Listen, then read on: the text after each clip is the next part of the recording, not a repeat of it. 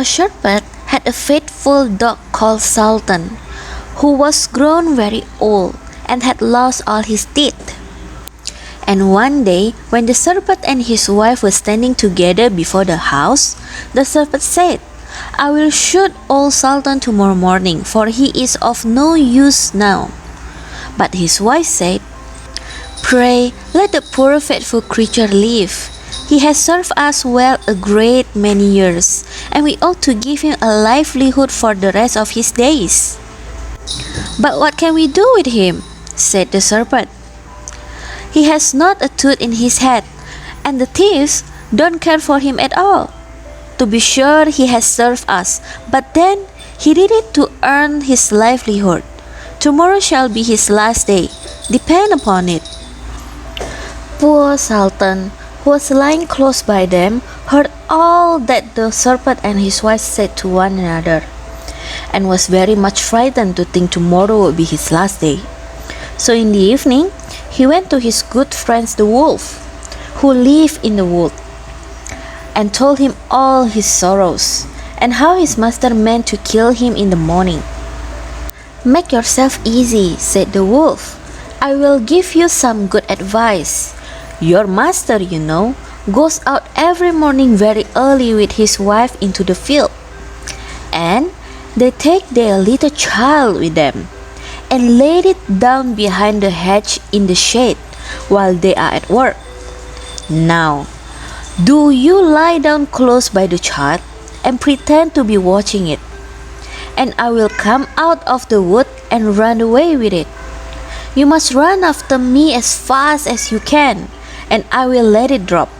Then you may carry it back, and they will think you have saved their child, and will be so thankful to you that they will take care of you as long as you live."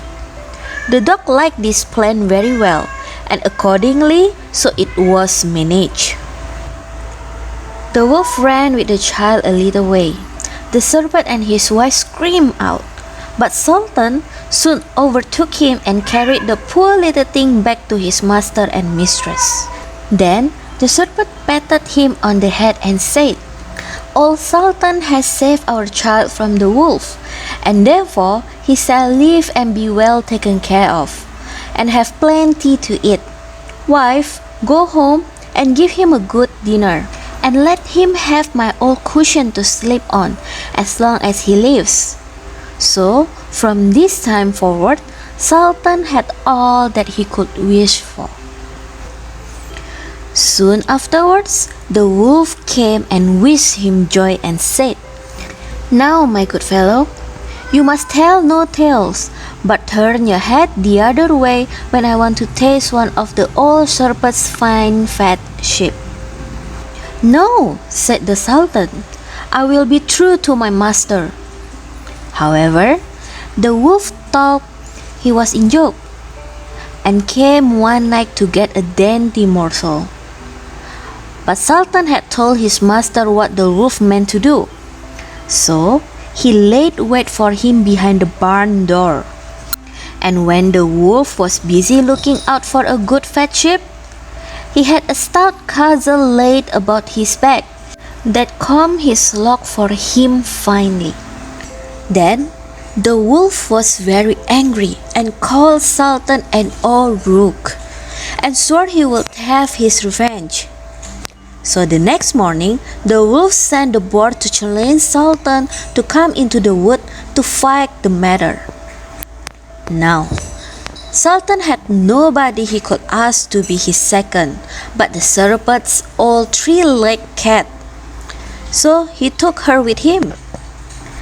And as the poor thing limped along with some trouble, she stuck up her tail straight in the air. The wolf and the wild boar were first on the ground, and when they espied their enemies coming, and saw the cat's long tail standing straight in the air, they thought she was carrying a sword for Sultan to fight with, and every time she limped, they thought she was picking up a stone to throw at them. So they said they should not like this way of fighting, and the boar lay down behind a bush, and the wolf jumped up into a tree. Sultan and the cat soon came up, and looked about and wondered that no one was there. The boar, however, had not quite hidden himself, for his ears stuck out of the bush, and when he shook one of them a little, the cat, seeing something move and thinking it was a mouse, sprang upon it, and bit and scratched it, so that the boar jumped up and grunted and ran away, roaring out, "Look up in the tree, there sits the one who is to blame." So they looked up and espied the wolf sitting amongst the branches. And they called him a cowardly rascal, and would not suffer him to come down till he was heartily ashamed of himself, and had promised to be good friends again with old Sultan.